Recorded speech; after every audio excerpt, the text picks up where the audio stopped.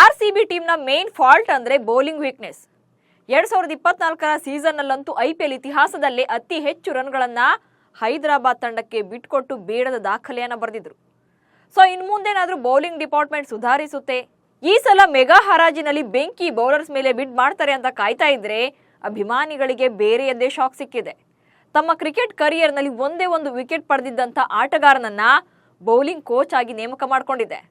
ಹಾಗಾದ್ರೆ RCB ಫ್ರಾಂಚೈಸಿಗೆ cup ಗೆಲ್ಲೋದು ಬೇಕಿಲ್ವಾ? ಯಾರು ಈ ಹೊಸ ಕೋಚ್? ಈ ಆಯ್ಕೆ ತಂಡಕ್ಕೆ ಲಾಭವಾಗುತ್ತೋ ಅಥವಾ ನಷ್ಟನಾ?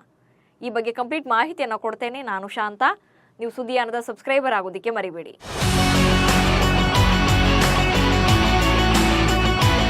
ಇಂಡಿಯನ್ ಪ್ರೀಮಿಯರ್ ಲೀಗ್ 2025ರ ಮೆಗಾ ಹರಾಜಿಗೆ ಕೌಂಟ್ ಡೌನ್ ಶುರುವಾಗಿದೆ. ಚಾಂಪಿಯನ್ ಟ್ರೋಫಿಗೆ ಮುತ್ತಿಡೋಕೆ ಕಾಯ್ತಾ ಇರುವಂತ ಆರ್ಸಿಬಿ ಫ್ರಾಂಚೈಸಿ ಈಗಾಗಲೇ ಸೌದಿ ಅರೇಬಿಯಾದಲ್ಲಿ ಬಿಡ್ಡಿಂಗ್ ಲೆಕ್ಕಾಚಾರಗಳನ್ನು ನಡೆಸ್ತಾ ಇದೆ.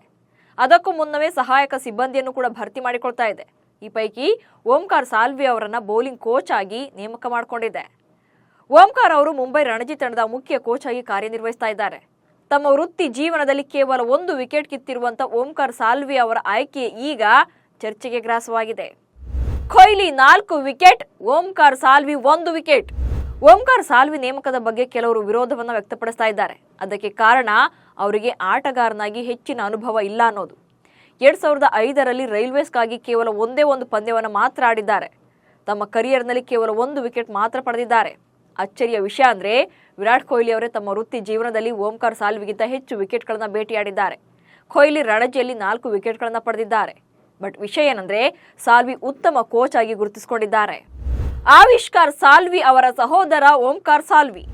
ಅಷ್ಟಕ್ಕೂ ಯಾರು ಈ ಓಂಕಾರ್ ಸಾಲ್ವಿ ಅಂದ್ರೆ ಭಾರತದ ಮಾಜಿ ವೇಗದ ಬೌಲರ್ ಆವಿಷ್ಕಾರ್ ಸಾಲ್ವಿ ಅವರ ಸಹೋದರ. ಓಂಕಾರ್ ಅವರಿಗೆ ಆಟಗಾರನಾಗಿ ಹೆಚ್ಚಿನ ಅನುಭವ ಇಲ್ಲ, ಬಟ್ ಕೋಚ್ ಆಗಿ ಸಾಕಷ್ಟು ಜನಪ್ರಿಯತೆಯನ್ನು ಪಡ್ಕೊಂಡಿದ್ದಾರೆ. ಇವರ ಮಾರ್ಗದರ್ಶನದಲ್ಲೇ ಮುಂಬೈ ತಂಡ ಕಳೆದ ಆವೃತ್ತಿಯಲ್ಲಿ ರಣಜಿ ಟ್ರೋಫಿಯನ್ನ ಗೆದ್ದುಕೊಂಡಿತ್ತು. 2005ರಲ್ಲಿ ಮಧ್ಯಪ್ರದೇಶ ವಿರುದ್ಧ ರೈಲ್ವೇಸ್ ಪರ ಮೊದಲ ಪಂದ್ಯವನ್ನ ಇವರು ಆಡಿದ್ರು. ಆದರೆ ಅದೇ ಕೊನೆಯ ಪಂದ್ಯ ಕೂಡ ಆಗಿತ್ತು.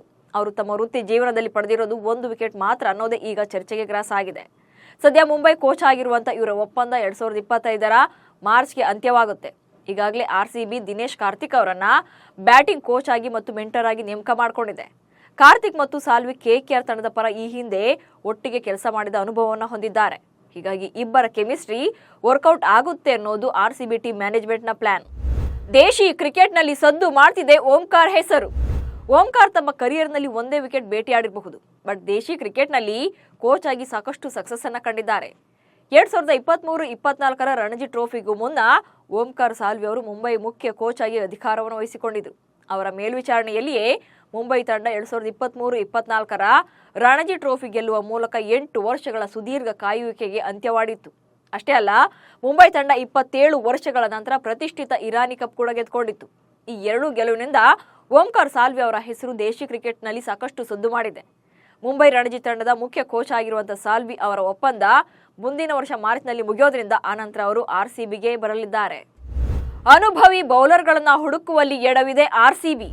ಕಳೆದ 17 ಸೀಸನ್ಗಳಲ್ಲಿ ಆರ್ಸಿಬಿ ಒಂದೇ ಒಂದು ಸಲನೂ ಕೂಡ ಕಪ್ ಗೆಲ್ಲೋಕೆ ಆಗದೆ ಇರೋದಕ್ಕೆ ಮೇನ್ ರೀಸನ್ನೇ ಬೌಲಿಂಗ್ ವೀಕ್ನೆಸ್. ಕಳಪೆ ಬೌಲರ್ಗಳಿಂದಾಗಿ ಗೆಲ್ಲಬೇಕಿದ್ದ ಅದೆಷ್ಟೋ ಪಂದ್ಯಗಳನ್ನ ಆರ್ಸಿಬಿ ಸೋತ್ಕೊಂಡಿದೆ. ಬ್ಯಾಟಿಂಗ್ ವಿಭಾಗವನ್ನ ಸ್ಟ್ರಾಂಗ್ ಮಾಡುವಂತ ಟೀಮ್ ಮ್ಯಾನೇಜ್ಮೆಂಟ್ ಬೌಲಿಂಗ್ನಲ್ಲಿ ಮಾತ್ರ ಎಕ್ಸ್ಪೀರಿಯನ್ಸ್ ಇಲ್ಲದೆ ಇರೋರನ್ನೇ ಖರೀದಿ ಮಾಡಿ ತಂಡವನ್ನ ವೀಕ್ ಮಾಡಿತ್ತು. ಸ್ಪೆಷಲಿಸ್ಟ್ ಸ್ಪಿನ್ನರ್ಸ್, ಡೆತ್ ಓವರ್ ಸ್ಪೆಷಲಿಸ್ಟ್ಗಳನ್ನ ಹಾಗೆ ಅನುಭವಿಗಳನ್ನ ಖರೀದಿಸ್ತಲೇ ಇರಲಿಲ್ಲ. ಇದು ತಂಡದ ಸೋಲಿಗೆ ಪ್ರಮುಖ ಕಾರಣ ಆಗಿತ್ತು. ಆದರೆ ಈ ಸಲ ಬೆಂಕಿ ಬಿರುಗಾಳಿಯಂತೆ ಅಬ್ಬರಿಸೋ ಬೌಲರ್ಗಳನ್ನೇ ಖರೀದಿಸಿ ಹಿಂದಿನ ತನ್ನ ತಪ್ಪುಗಳು ರಿಪೀಟ್ ಆಗದಂತೆ ನೋಡ್ಕೊಳ್ಬೇಕಿದೆ. ಒಟ್ನಲ್ಲಿ 2025ರ ಇಂಡಿಯನ್ ಪ್ರೀಮಿಯರ್ ಲೀಗ್ ಮೆಗಾ ಹರಾಜಿಗೆ ಕೇವಲ 3 ದಿನಗಳು ಉಳಿದಿದೆ. ಮುಂದಿನ ಸೀಸನ್ಗಾಗಿ ಬಲಿಷ್ಠ ತಂಡ ಕಟ್ಟೋಕೆ ಎಲ್ಲ ಫ್ರಾಂಚೈಸಿಗಳು ಕೂಡ ಈಗಾಗಲೇ ಭರ್ಜರಿ ತಯಾರಿಯನ್ನು ಮಾಡಿಕೊಂಡಿವೆ. ಮೆಗಾ ಹರಾಜಿಗೂ ಮುನ್ನ ಆರ್ಸಿಬಿ ಕೇವಲ 3 ಆಟಗಾರರನ್ನ ಮಾತ್ರ ಉಳಿಸಿಕೊಂಡಿದೆ. ಅದರಲ್ಲಿ 21 ಕೋಟಿ ರೂಪಾಯಿ ಸಂಭಾವನೆ ನೀಡಿ ವಿರಾಟ್ ಕೊಹ್ಲಿ ಅವರನ್ನ ಮೊದಲ ಆಯ್ಕೆಯಾಗಿ ಉಳಿಸಿಕೊಂಡಿದೆ. ಹಾಗೆ 11 ಕೋಟಿ ರೂಪಾಯಿ ಸಂಭಾವನೆ ನೀಡಿ ರಜತ್ ಪಾಟಿದಾರ್ ಅವರನ್ನ ಹಾಗೆ ಯಶ್ ದಯಾಳ್ ಅವರನ್ನ 5 ಕೋಟಿ ರೂಪಾಯಿಗೆ ರಿಟೈನ್ ಮಾಡಿಕೊಂಡಿದೆ.